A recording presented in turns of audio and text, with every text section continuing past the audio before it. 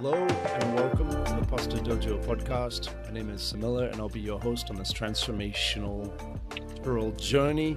I'm sharing stories from my own healing of a 85-degree kypho scoliosis and speaking with experts from a variety of fields. Some you might expect and some that might be a bit more surprising. Today, I'm excited to speak with Erin, who has fused a couple different ideas together, it looks like, or maybe more than a couple. Erin, walk us through what you're about when it comes to looking at the spine. Yeah, so I'm Erin Myers, and I own Spiral Spine Pilates, which is a brick and mortar Pilates studio in Nashville, Tennessee, in the United States. We work with people virtually around the world. We do retreats. I have 4 books. I have a scoliometer app. And I'm also a Pilates instructor. I am a Pilates teacher trainer for Balanced Body and have been teaching Pilates for 2 decades. I used to be a professional dancer. I danced with the Radio City Rockettes and got really injured. And Pilates is what helped me come back to be able to dance another year with them. I was diagnosed with scoliosis at age 14 with just a minor 17-degree thoracic curve. Went on to dance with the Rockettes and eventually moved to Nashville and started my first Pilates studio. And people just started hearing about me. I had scoliosis, danced with the Rockettes. They assumed, oh, you must know what you're doing with scoliosis, which was totally not the case. I knew how to put straight lines in the human body just from my great Pilates education. And just through that, I was able to start decreasing curvatures in kids. And so through that, one of the kids that I worked with, both of her parents worked at Vanderbilt University. And we got from a 26-degree curve down to a balanced 13 and 13-degree curve. And her parents said, oh my gosh, we will do anything. What do you want from us? And I said, I want research. Next week, they came in for their lesson with some zip file drives in their hands all those years ago. And they had every piece of medical research that had been published with the word scoliosis in it. So it was everything from fusion surgery research to back bracing to stuff that was like 40 years old to movement, little tiny research studies, huge research studies. And I spent the next 10 years sifting through it all. And I tried and I futzed with everything that I could with my clients, with myself. Fast forward, I have 2 kids. I have a husband and 2 kids. They're now 2 boys that are 13 and 15 years old. But way back when I did my first book and I was like, you know what? I should show everybody what a picture of my spine looks like. I should just put it in there. Couldn't find my original x-ray. Got an x-ray. I had been working with everyone else. I had not been caring for my own scoliotic spine. And I now had a 35-degree upper curve and a 25-degree lower curve, which everyone says it's not supposed to get worse. Totally wrong. Totally. I started putting into place everything that I knew and was able to decrease my upper curve to the teens and my low curve below 10 as an adult after I'd given birth to 2 kids. And life fluctuates. My curve goes up and down and it's good. We age and we just learn to care for our body and enjoy the journey and the process. So that's my story. Absolutely. Everything fluctuates. The spine is a spring in some ways, bouncing around our brains for a lifetime. Yep. I feel like there's a lot of people who have been on the fringes for a while I went through the system with the general doctor to the orthopedic surgeon, like this about 25 years ago. And it was a different scene, and they were really the only ones with the answers. And if they weren't going to brace you or offer surgery, then there wasn't really too much else. Everything else was just scattered about.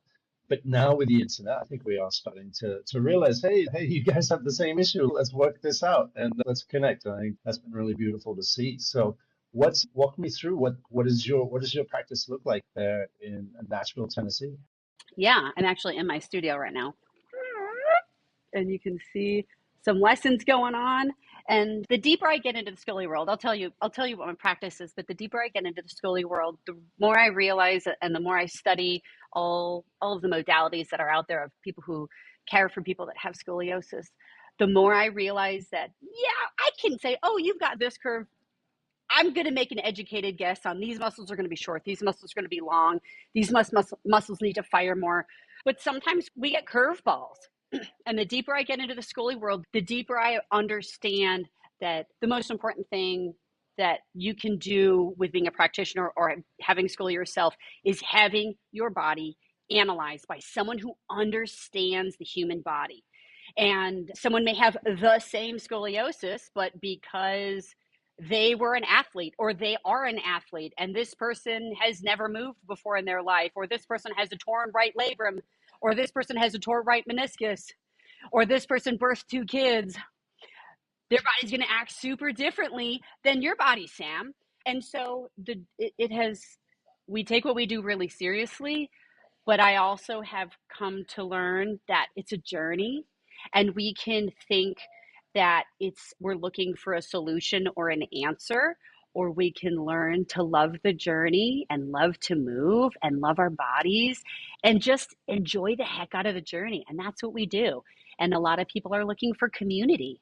And that's one of the reasons we hold retreats. In my book, I Have Scoliosis, Now What? The very first chapter is Scoliosis Orphans.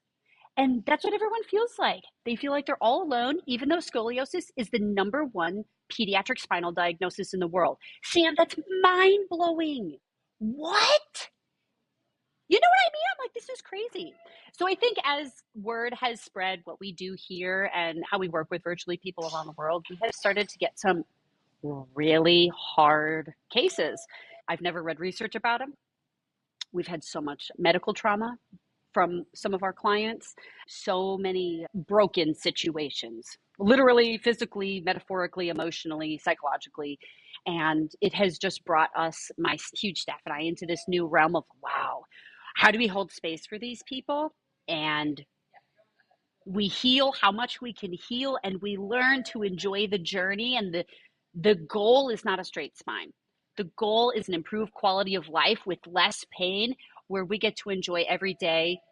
And that's the journey. That is, I don't even know if I answered your question, Sam, but the deeper I get into the scoliosis world, I think my answer changes. I mean, the goal of the question is to explore wisdom. I think what you just said was extremely experienced and wise, and you covered quite a lot there. I get a lot of questions sometimes. Can I fix my scoliosis? Especially on social media, they're looking for that quick fix. A lot of the times, it might be one exercise that they can do to go back to normal. Sometimes it's, will I ever be normal? Can I get to that? And it's a hard one to answer because it's a comment section, so you're limited by very few characters. But what you said reminded me that, yeah, if you're 18 and you have this curve, you have a greater opportunity for change and improve. But the question of if you can fix it or if you can do something about it is not really on the extra. It's in here, it's in how committed you are to this journey, how much you're going to prioritize this, how you can fall in love with that process. It made me think that's more of an accurate question for someone in that position. Can I fall in love with prioritizing this journey? And what is this journey? How would you describe this journey to someone who's realizing that they need to go on a journey? One of the things that I have, through multiple health issues that I've had outside of scoliosis, even though I now realize that scoliosis is a part of that health journey, and having kids myself, and this deep-seated fear that I think every parent that has scoliosis, everyone would say their deepest seated fear is that they're going to give that to their kids. And I am a lover and a believer of truth. I want to know how something happened, why something happened. I'm not one of those people who's, do this exercise, it's going to fix you. I'm like, but tell me why. Give me the research. Show me how. Let me see some proof. Just everything takes time, energy, and money. And if I'm going to throw myself into something, I want it to work, but I also want to enjoy the process of it. But I don't want to be led down a path that's going to be false. One of the things in my latest book, chapter 13, is the root of scoliosis. And I have spent an opious amount of time, and my staff has helped me go at what is the root of idiopathic, means I don't know why you ended up with a diagnosis. Scoliosis is a sideways bend of the curve of 10 degrees or more. Idiopathic scoliosis means I don't know why you ended up with a spine of 10 degrees and more of a curvature. That is our diagnosis. That is not the root diagnosis itself. That still doesn't give us an answer. 350 research references later in chapter 13 of someone that we don't know where the diagnosis came from. Scoliosis is a neurological, hormonal, bony condition that manifested itself in a twisted spine. That means that we have to figure out what nutrients affect the neurological system, what nutrients affect the hormonal system or toxins, and what nutrients affect the bony system. And it is wild. There is so much research out there that unfortunately the medical world, the first responders, you might say, aren't like, hey, we need to have your D run. We need to have your omegas run. We need to have your selenium run. We need to have your magnesium run. We need to have your manganese run. We need to have your Bs. I need your MTFR run, NTHFR run. I need to know how you're methylating B vitamins.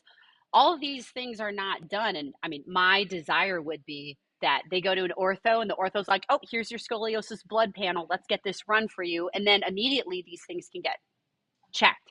So going back to your question of what does this journey look like? I think first off, we need to understand that our spine is not the root. Our scoliosis is not the root of what we're dealing with. The root of what we're dealing with are a bunch of unbalanced nutrients inside of our body.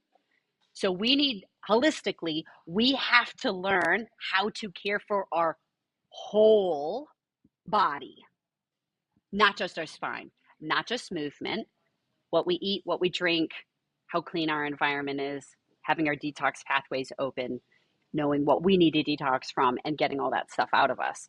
So I'm a Pilates instructor that is doing blood work and functional medicine work. It's outside of my scope of practice. So I have a lot of practitioners that I refer people out to.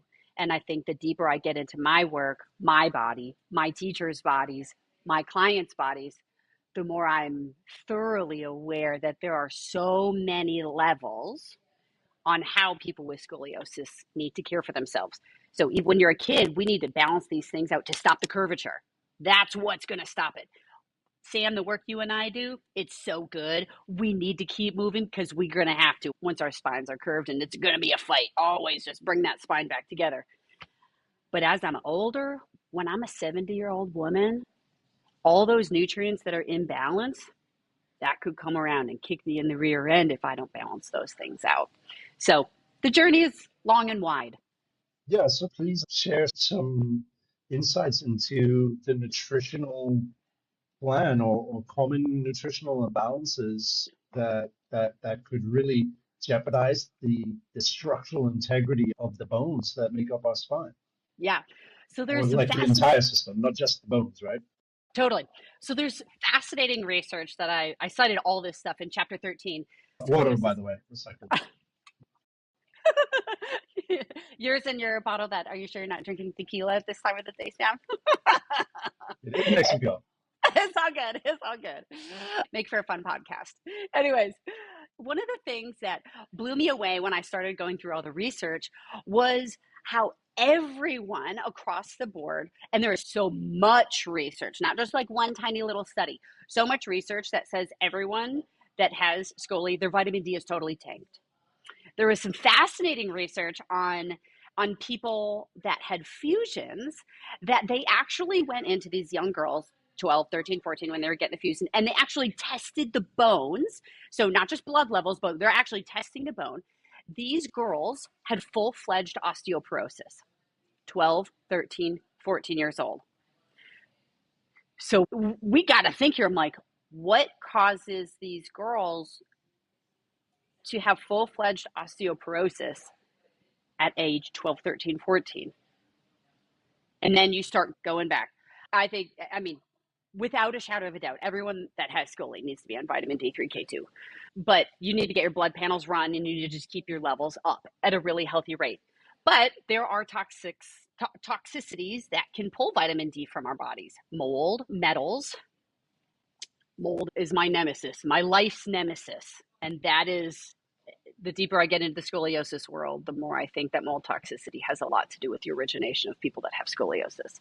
I've never seen research on it, but that is sure something I would love to see one day. Omegas, selenium, magnesium. Occasionally, there was some really fascinating research on manganese, very random nutrient most people don't think about. There was some young kids, so infantile scoliosis, really little kids that have scoliosis. They found that when it was sort of that young, that they had huge manganese deficiencies. And this is just like straight Western med stuff. When these doctors started giving them high dosages of manganese, their scoliosis straightened out. Wild, crazy stuff. We had one of our kiddos here, her spine was just, our work was good that we were doing, but it was like an uncontrollable curve. It just kept going and going. Had her braced and it just kept going and going. She ended up getting tethering, ASC, anterior scoliosis correction. And when they were in there, they found a bunch of weird nerves were enmeshed. And then they did, after the fact, I wish it was before, but after the fact, they ran manganese panels on her. Totally deficient in manganese. And I was like, oh, why wasn't this checked when you were little? We could have probably avoided this. So Interesting. Manganese, a hard, brittle, silvery metal, often found in minerals in combination with iron. Iron is another deficiency. A lot of people have iron deficiencies that have scoliosis. Hormone imbalances, list is long. I can't think of other things. B9, folate is another one. And a lot of people that have scoliosis have an MTHR genetic mutation, meaning that they can't methylate folate on their own. I could eat all the green vegetables I wanted, but you know what? If I don't have this gene that works really well, it doesn't really matter. Mine works at 70%. I am on methylfolate and will be on methylfolate every day for the rest of my life. It just doesn't work great in me. Interesting. It seems like this is something that you've narrowed down as the root cause in your scoliosis. Yeah, so I have found a bunch of nutritional deficiencies, and I was very ill many years ago. And I had really weird hormonal situations, breast bleeding, like all these things, extreme fatigue when my kids were really little. I was like, dang, other moms like are not looking like what I'm looking like. I know I'm tired. I'm doing night stuff with them, but I'm like, man, my friends are not like dragging on the ground, like drinking caffeine all hours of the day just to keep their eyes open. What's going on? So I started going on a journey to just figure out what the root was. And every Western medicine, every crazy person, every person I should probably not have trusted because I couldn't find answers, had a massive centimeter cyst taken off my right ovary, filled with hormones. I'm like, they were like, I don't know, we took it out. All your internal organs were displaced. I'm like, but why? Like, why did my body choose to do this? What else was in that cyst? And they're like, I don't know, a bunch of cysts in my breasts. And I'm like, but I don't understand. Like, why is my body doing this? Why is it trying to pull things in? And found a doctor that I see now. He's a Western med, and he also is very equipped in functional medicine. And I had extreme mold toxicity, like 5 times higher than the max amount in 3 different species that should be in the human body. So went through massive detoxification over a 3-year time period, and I am happier and healthier and have more energy than I ever have. And as I've dug deeper into mold, and I had mercury. I don't know how I had mercury. I've never had any mercury fillings in my mouth before. And both my kids had mercury in their bodies. What? This is crazy, Sam. Toxicity in the microbiome? Mold toxicity. Mold gets stored in fat cells. Sam, I'm not a big person. There's not a lot here. And so it gets stored in the fat cells and has to get detoxed out of it. And through binders that pull it out of the gut, out of the microbiome world before it gets reabsorbed back into it. Living up in the nose, living up in the brain, and it all just has to get pulled out. And I've just had so much research done just on my own body, every orifice of every part of my body. I'm not a great detoxer. And guess what? Scoliosis research shows that people with scoliosis are not great detoxers. They're not great detoxers. We don't detox hormones. Our guts don't detox. Our microbiome is jacked up. And so then it's okay. So we are already at a predisposition. We genetically do not detox well. Okay. So that means, what are we holding on to then?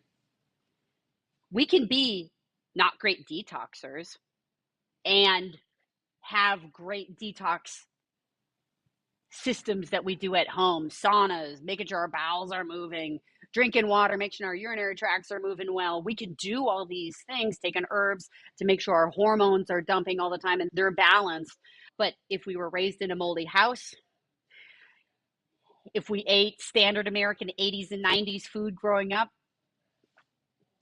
if we were constipated our whole life up until about 10 years ago, you think about all these things that add up in the human body. And I also have a tick-borne illness. I think it's, what is it, Bartonella? My kids have some stuff too. One of my kids has Lyme. And so then you get stuff that bugs have dumped into you, and you can't detox that stuff out either. And then during puberty, when the body needs so much sleep and so much nutrient value and so much extra help, like it already is just not able to handle it. And spine.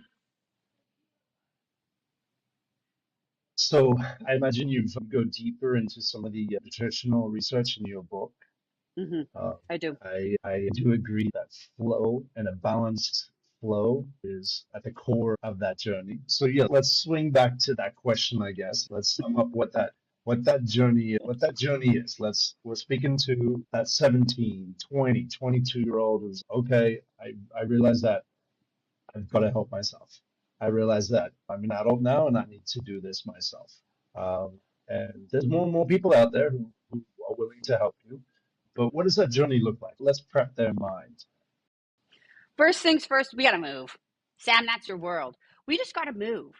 And there's great different practitioners out there that can help you do that. You need to have someone that understands Scoli, and there's a lot of different methods out there. My jam's Pilates. I love it. I love equipment. I love doing it on mat. But I'm a gyrotonic instructor. I practiced yoga for 20 years, took a yoga class this morning. I love movement. I was a professional dancer. I love movement. I need you to love movement. I don't care if you're a swimmer. I don't care if you're a hardcore distance runner like my 15-year-old is. That is crazy to me. I don't care.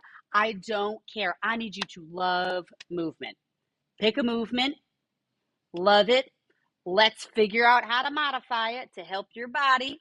I was looking at something recently from you, Sam, and you were like lifting stones and building, I don't even know, what are you calling them? Statues? What are you calling them? They've got a few words. They're nook cooks, and then there's also cans. I'm just calling them rock towers. Oh, rock towers! I can buy that. And it's a movement opportunity, and it's become so much more than movement as well. Like it's become a practice of presence. Everything from selecting the rocks and then walking with the rocks, and that all of the functions of going through those motions. Then the balancing, the stillness, and yeah, it's a beautiful practice. So movement, falling in love with movement and taking every movement opportunity that you have. I don't care if you love building rock towers like Sam.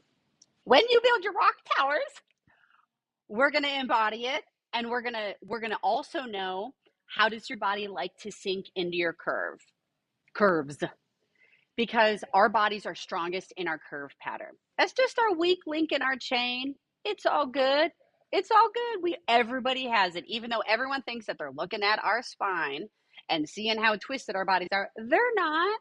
Just as these people are like, dang, I got my right rotator cuff torn when I was doing my pole vaulting, or I had my right ACL repaired and everyone's looking at my jacked up knee.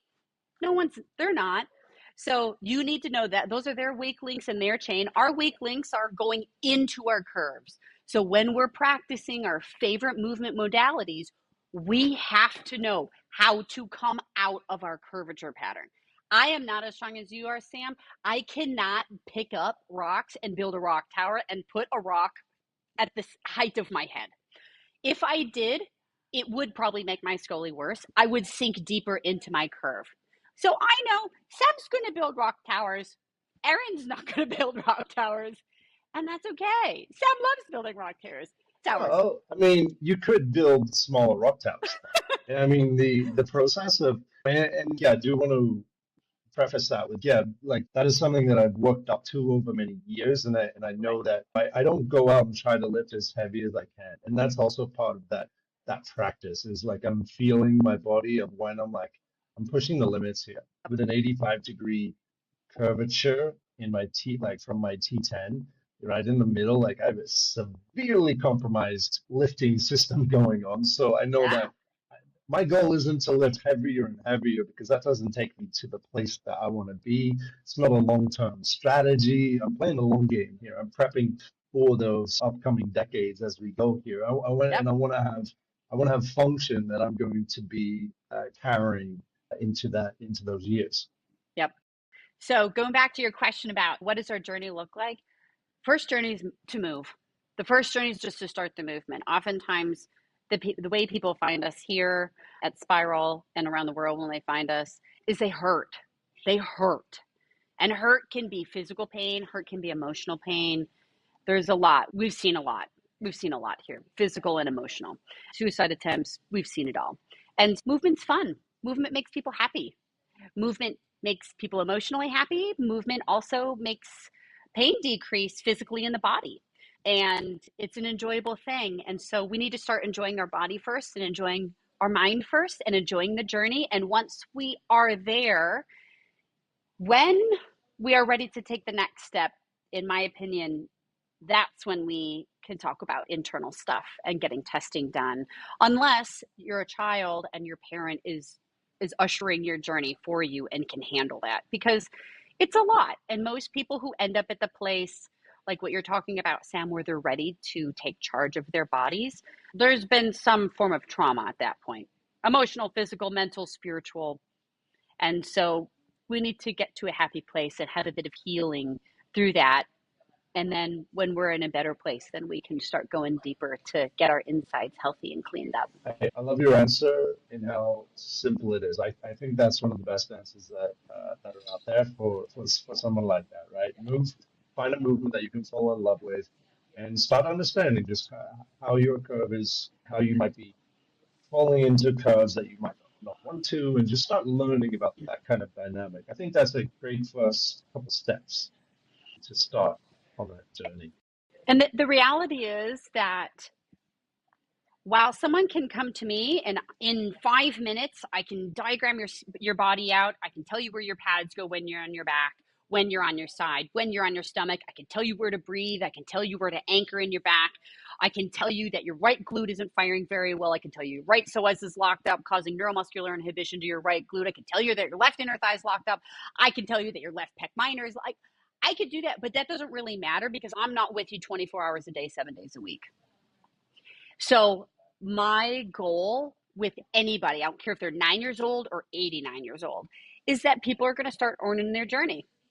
They're going to know, man, I love row and crew in high school. And when I sit on this side, it makes me sink deeper into my scoli and I hurt. Man, I've got a scholarship to go to college. Okay, am I going to take that? And am I going to do all this compensation and all this extra work outside of that in order for me to not sink in this so that when I'm 40, my curve isn't double what it was? Or do I make a choice to not do that and find another path? And one of my favorite examples of all time was one of the kiddos that I worked with starting at age 9 every week for in-person lessons, private lessons. She came to me at age 12. She said, Miss Erin, the fascia in my rib cage is so twisted today, and my right psoas is so locked up. I need help doing gyrotonic, and I need to rotate to the left, and I need your help releasing my right psoas. I was like, baby, we're going to be okay. We did it. We're going to be okay. We're going to be okay. She could call what it was. She knew what it was. She wasn't freaking out, having a panic attack.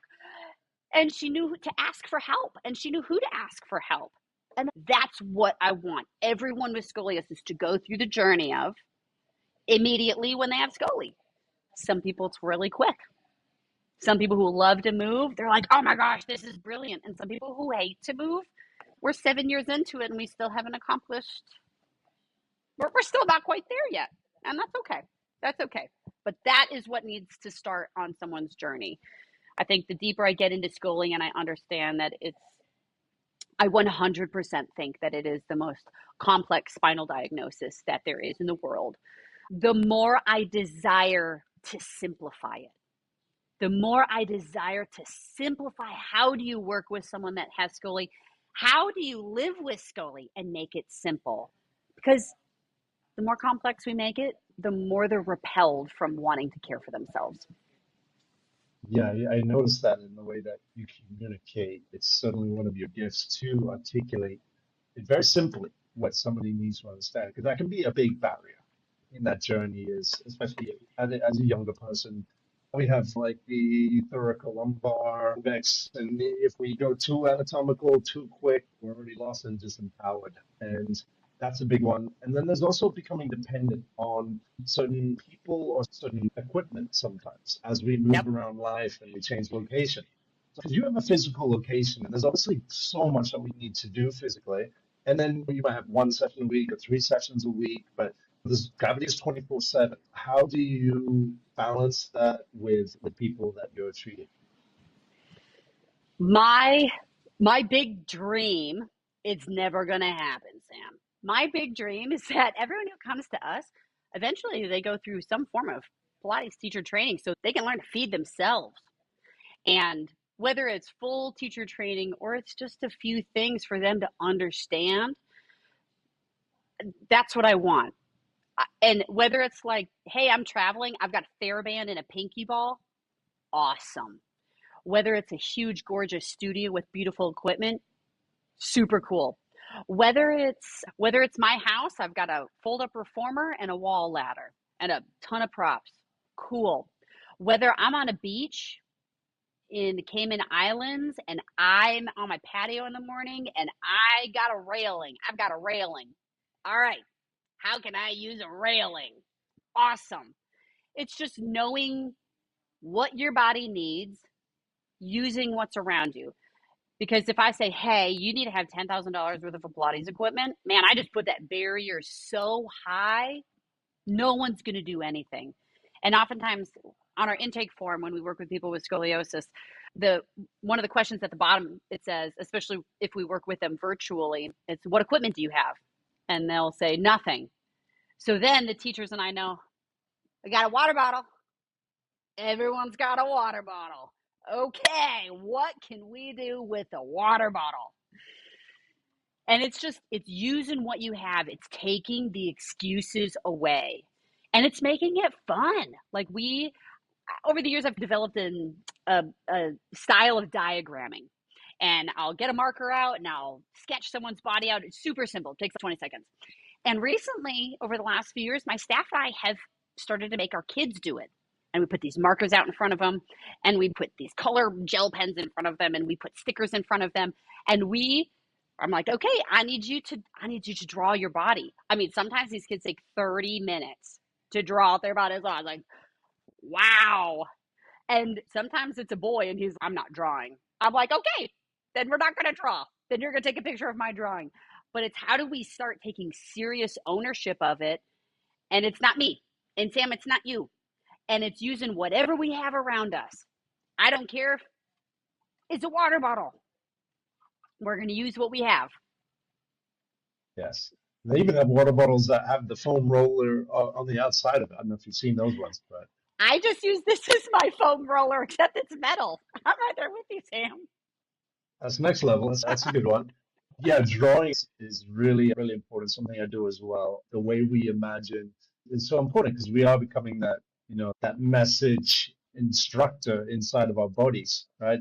The better we can visualize what's happening and understand what's happening and becoming aware, we're literally signaling the cells. To think that's not happening is absurd. And for a doctor to not really mention that, hey, you can program your cells, you know that, right? That'd be a handy thing to empower someone to be like, your mind, the things you think, the way you feel is instructing your entire body. Practice that. Become aware of that. I don't know how they got missed. How did they get missed in our system? One of the things when I've mentioned medical trauma, sometimes the medical trauma is surgery trauma. Sometimes the trauma is what a doctor said to you in passing in a 5-minute appointment. And these words stick with them. The stories people have told me, and I'm like, no wonder I can't release your right psoas. Wow. Okay. And so one of the things that we've learned at the studio is how do we work through this? How do we reprogram our bodies to love movement and to love our bodies. And part of that is community. That's why I bought this space a year and a half ago from the location we were at before. We were all renting. So I had control over making it just like a beautiful space where people felt like it was a treat that they had scoliosis, that they could come and be at this gorgeous facility. To having no mirrors here, to having one of the things that I'm a big stickler about is the words that we say to ourselves and the words that practitioners say to other people that have scoliosis. My biggest pet peeve in the entire world, in the scoliosis world, is when they say rib hump. What, Sam? What? This is crazy. You're going to tell a 12-year-old prepubescent girl she's a rib hump? I'm like, no wonder there are so many suicides in the scoliosis world. Are you kidding me? And so those words are not allowed in my studio. And we use a lot of funny words here that people like have never really thought about their bodies before. It's gummy. It's sticky. It's sleepy. Things that they're like, I don't even know how to compute with those words. I'm like, we're setting new foundations. How do you feel today? My right hip is gummy. Okay, what do you want to do about your right hip? And I saw a teacher teaching a group class. We have Sunday afternoons. I don't know how it all progressed, but we have these 70-year-olds that come out and they work out in a group class together. And they all have scoliosis and osteoporosis. And there is some gnarly scoliosis going on. There is a lot going on there. And they are all just working out. They're rock stars. They like have competitions to see who's stronger. And they like stay 30 minutes afterwards. And they have their friends that they talk to. And they might be in aqua aerobics all together. You would never know that they have scoliosis and are working out together. And there was one lady that was in a group class, and I just happened to be here teaching teacher training, and I looked over and she was telling the teacher, this hurts my hip. And the teacher looked over her and she was like, what do you want to do about it? And the guy was quiet for 20 seconds. She was like, I want to get out of this exercise. And the teacher said, then what do you want to do about it? And she said, I want to stretch my hip out. That's a good choice. How do you want to stretch your hip out? And she just made this 70-year-old lady like think through the process. You can do this. We haven't thrown the towel in yet. I'm empowering you to take care of your body. And so it's this 5-minute journey for her to like work through this, but she figured it out and she put herself into a new exercise. And that's my hope for people that have scoli. That's so powerful what you just said. It's a new reality. When you say it hurts, I'm in pain, I feel pain. It is programming that, and it puts you in that victim position. And so instead of just saying pain, okay, pay a little bit more attention and find an adjective. What is it? Is it a pinching? Is it a numbing? Is it a compression? Is it gummy, sticky, as you're saying? So these words. Is it fear? Is it the fear? Is it sadness? Is it anger? So let's go into that, because that's highly connected to a piece of research or a part of research, a few studies that have really got my interest recently, which is asynchronous neuro-osseous growth. Neuro being the brain, osseous being the bones. And they've seen that a lot of people with adolescent idiopathic scoliosis, as you put it, the unknown reason why your curve is more than 10 degrees, they have a shortened, proportionally, spinal cord to the vertebrae. So the spinal cord is contracted in relation to the spinal column, the spinal vertebral column. Now, why would that be? Why would a spinal cord contract or relax, right? There isn't really a range of motion with spinal cords in the nervous system. It's more of a contraction and relaxation is the range of emotion, the range of energy in the spinal cord and nervous system, for example. And that to me would be like, okay, why would that happen? A brain or a body or a being experiencing a frightening situation might contract, right? That freeze or that flight reaction is sorry, not flight. Flight is more of an activation, but the freezing would certainly contract if there's emotional abuse and you're protecting yourself. if there's an injury and you're wincing, as I believe in my original situation, having a hip groin injury and then for a few months wincing and holding that and really not unlocking the hips, not rehabilitating the hips correctly, created quite a bit of tension in that area during my height spurt in my teenage years, causing this pretty severe warping effect. So when you have a contracted spinal cord inside of a vertebral column that's growing, start seeing this warping effect. And that understanding, that perspective has really allowed me to get some extra alignment that I didn't think I could get at this point. Thinking, okay, I've hit my max alignment that I can get out of this. I now have a wedge-shaped vertebrae. So I do have some limitation, not complete limitation, but I do have some limitation in terms of the structure that I'm rebuilding. And that awareness that by programming and by telling a story of calm and relaxation, when I'm especially in a position that may be difficult, or I come across a tension, or I'm in a position that would naturally create alignment in my body, but my holding curve or my default curve is resisting that. By, especially in that exhale, allowing that new story to pass through me of I trust, I'm safe, I'm relaxed, I'm calm, creates a space for alignment. And that's really been a beautiful idea that's helped me a lot. And I'm starting to really kind of put that out there because I know that will help so many other people.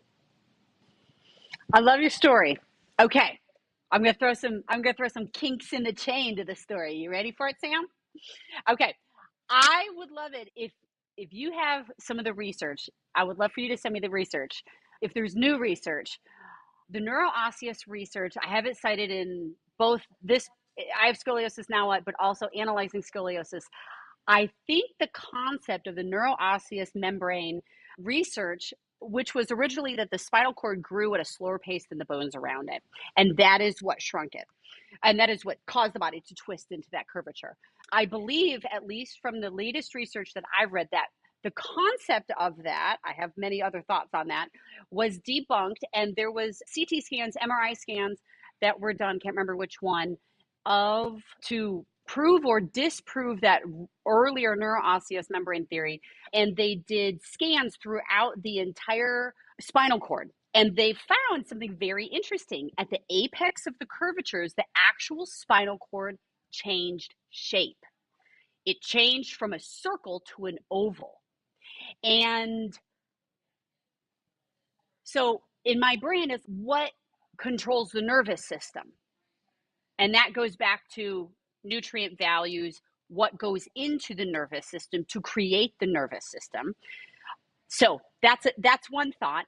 But I have no research on this, but my own experience and all my thousands of clients that I've worked with that have scoli.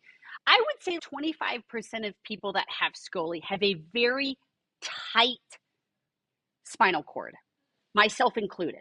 I am really flexible. I'm hyper flexible. I don't have Ehlers-Danlos, but good golly, these joints made for gorgeous dancing lines, but good golly. And then you get my spine, and in the mornings, that sucker doesn't move. So I started going down research in that path. And on tight mornings, it feels like the dura, the fascia around my spinal cord, is what gets tight. So I started playing around with the neuroosseous membrane theory and then the spinal cord changing shape theory. And I have not come to any conclusions as to that. But the spinal cord on a lot of people that have scoli via research has changed shape. Now, it is a spinal cord. It is not a muscle. Fascia does have the ability to contract a bit, but it definitely doesn't have the ability like muscles. Think of the psoas muscle. The psoas, one of the most powerful emotional muscle in the entire body, attaches to the front of the spine, 12 vertebra, T12, L1-ish, down to L5, depending on the person. And right and left, underneath reproductive organs, into the lesser trochanter of the leg, into the inner thigh of the leg. And it is the most emotional muscle in the body. What happens when you hear a loud sound? You crouch down. What happens when you cry so hard because someone just died? You go to fetal position, you pull your knees in. That's your psoas that does that. What happens when the week after you go to a funeral, your back hurts. What happens when you give birth? Your back hurts. Your psoas hurts. So what I have found in a lot of people who I hurt, I have pain, we take all of those together. Where are they holding their tightness? Psoas. If the spine is off shifted in any of those lumbar vertebrae, we're going to have one psoas that's more bound than the other psoas is. So all the work that you're doing, Sam, of calming your neural system, of re-talking to your neural system, I believe is probably also speaking to your psoas, telling that sucker to chill out, and then you're getting freed from that, able finally to come up without that constriction in the front pulling you deeper into your curve patterns. Because I've seen some of the videos that you do. Remarkable work, and you would not be able to do any of that if you were not in control of your mind and then your mind controlling the rest of your body. 100%.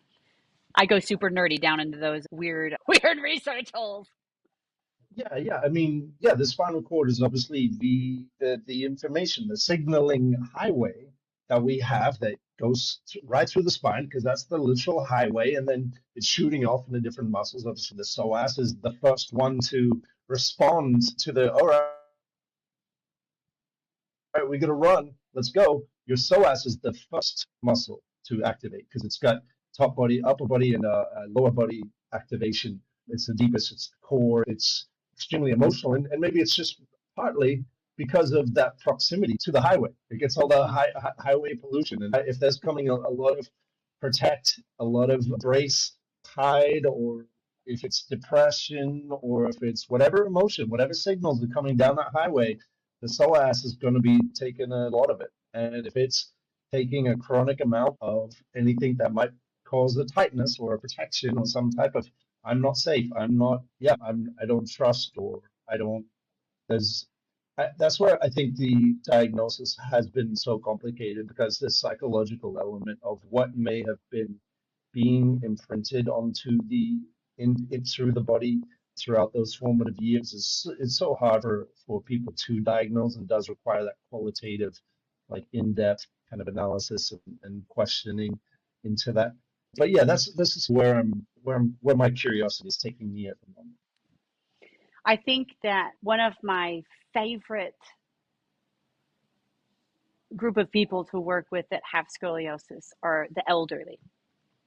And the elderly, the people that are 70 and 80 plus, because most of the clients at my studio that are of that age, they've never been fused. And some of them have, there's a lot going on in that spine, Sam. There's a lot going on in that spine. And guess what? They're fine. They're fine. I had a doctor once refer one of my clients to me, and there was a lot going on. She gave me her MRI report, and there was a lot going on. I emailed him, and he's a friend, and I was like, just totally, probably not HIPAA approved, but what's going on? What do I need to know? She showed me her reports. He emailed back a few simple sentences. He was like, I have no idea how she's walking. She's never going to be able to handle a fusion. She's not going to live through it. Do what you do. It's like, guess what? She's one of the ladies that comes to the group class on Sunday afternoons. She's fine, Sam. She's all right. And it's just so much. And she doesn't even know. She doesn't even understand what's going on in her spine. And that's probably the best gift to her, to be totally honest with you. She didn't know that the doctor said she shouldn't be walking. Yep. It's a highly red alert. A spinal compromise is a huge red alert in the body. But at the same time, the body is extremely resilient, and it will adapt. It will always adapt, and it will never stop adapting. I had a massage therapist say to me once, I was dealing with lots of extreme spasms for weeks on end. I couldn't make the spasms stop. And It was a challenge. I'm on the other side of it now. It's great now. But one of my most trusted practitioners, I asked her and I was like, I'm compensating so much right now. I feel myself sinking deeper into the body. And she goes, Erin, everyone that has scoliosis is a total compromiser. And that's how they function. I don't want to take that compromise from you because that's how you move. And it just made me sit there for a minute. I was like, wow, people with scoli are ultimate compromisers in their body. When you walk, Sam, your gait versus left, it's not the same, and neither is mine. And you know what? It's okay. It's going to be all right. You're going to be an old man one day, and you're going to have the same gait, and you know what, Sam? It's going to be fine. I'm going to be an old lady one day. We're going to have the same gait. It's all right. It's going to be okay. It is. It's going to be okay. Yep, yep. And whether you see it as broken, I think if you do see yourself as broken, that's another program to watch out for. And I know with marketing, I have to connect with people who have been diagnosed with these words, but at the same time can benefit from choosing better words to describe it and understand that those words aren't just in our body, they're in our mind and our life as well. So let's choose strategic words for that So take I us have a to a question. good place. I have a question for you, Sam. Yeah. Is your spine broken? And is your spine and body a mistake? I'm playing Jenga with a wedge-shaped block. It's a good answer. Yeah, I mean, just no, yeah, I don't say, oh, I'm broken. I have a severe challenge. I had a severe challenge, and I've overcome that in a lot of ways. And I got to a place where, okay, I'm good. Now I'm just curious how far I can take this. And that's why I actually increased my height almost 2 inches. It was from just like, okay, I can just keep on going here. Because you did mention, right, that chronic fatigue. For me, that was my turning point as well. And it sounded like for you, like that was like when you realized, wow, I can't go on like this. And I literally spoke to someone yesterday in that same position. IBS, system shutting down, chronic fatigue, constipation, all these things of just, wow. And I'm like, so it's like your life force is being choked out of you? Yeah, exactly. I know exactly what that feels like. That's sometimes what it takes to have that turning point, that severe, wow, this could be it. That's sometimes, unfortunately, what's required to really start putting you in the driver's seat to say, okay, I'm not going to wait anymore. I'm going to take ownership. Another word you've brought up, take ownership of this and start the journey. And I love it. And the answer is always a beautiful thing for me to hear from people who have from a psychologist client of mine, keyword, acceptance, that you've just accepted where you're at. And it's okay, Sam. You know what I mean? It's okay. It's going to be okay. I'm going to be okay. You're going to be okay. We're going to have a smile on our face. It's going to be good. And we're going to learn how to just have a great life with it. But it's getting to the piece of acceptance of what is, and then we can go from there. Yeah, all the answers come down to acceptance most of the time, and most of the problems come from resistance. I love it.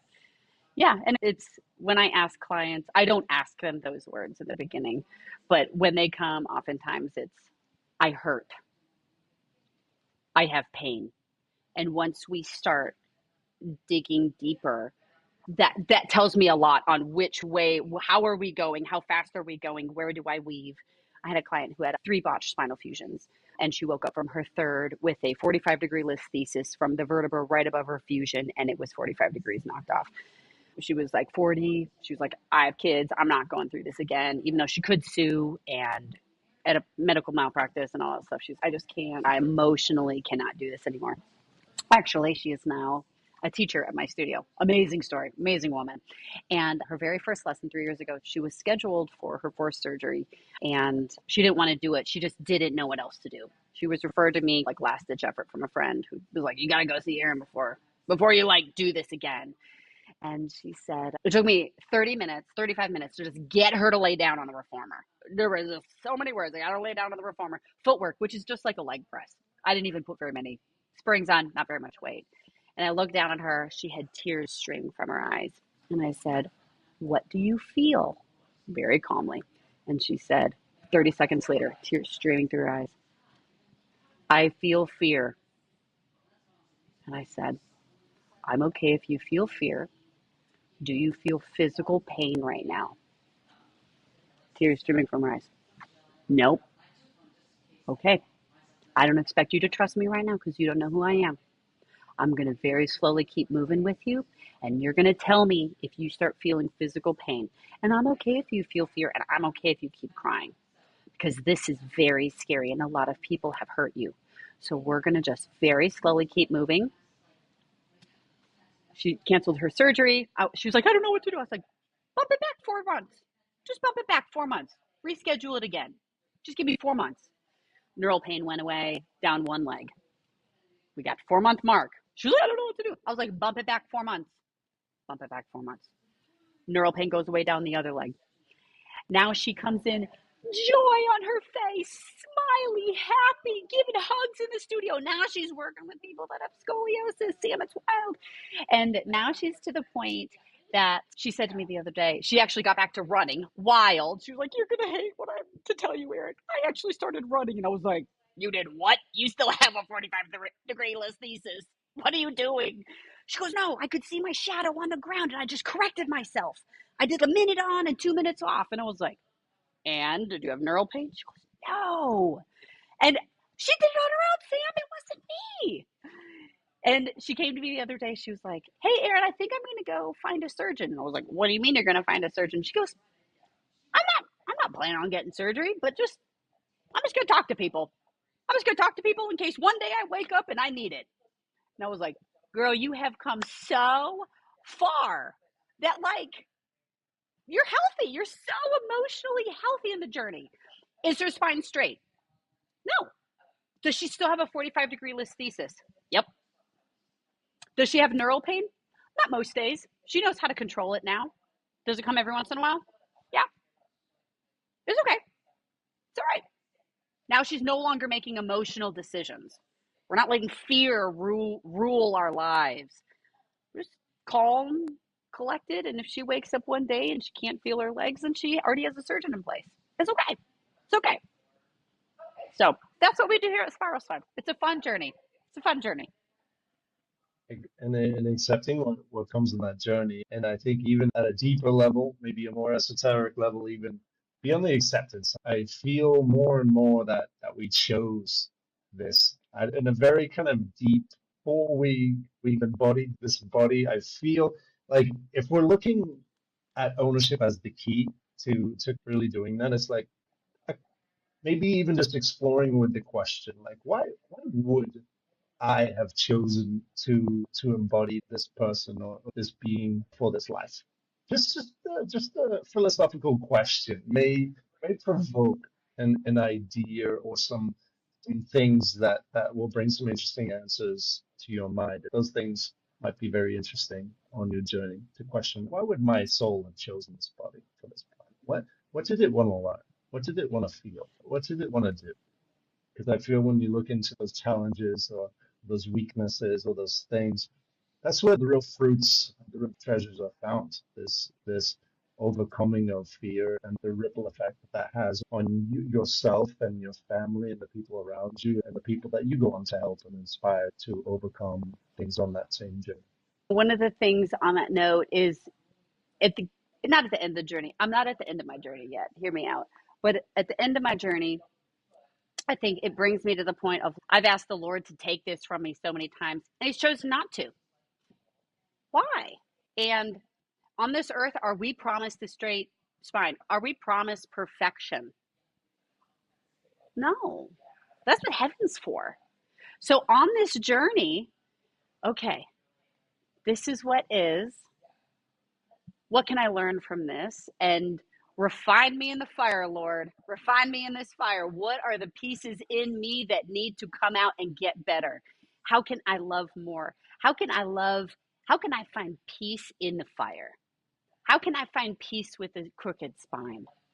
And I think it was from being able to dance with the Radio City Rockettes and having getting so high in the dance world. And then realizing where we're at now and it's not perfect. It's not perfect. Okay. Can I still find peace in that perfection? Can I still find joy in that perfection?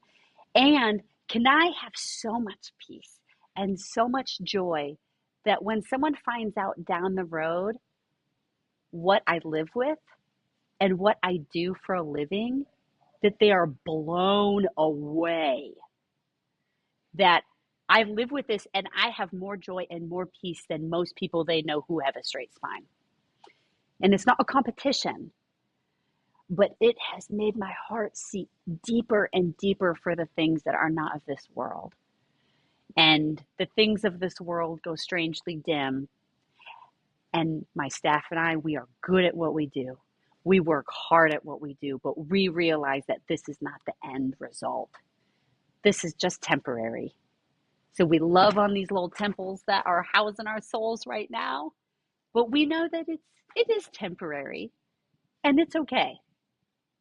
And it's okay. And it's good.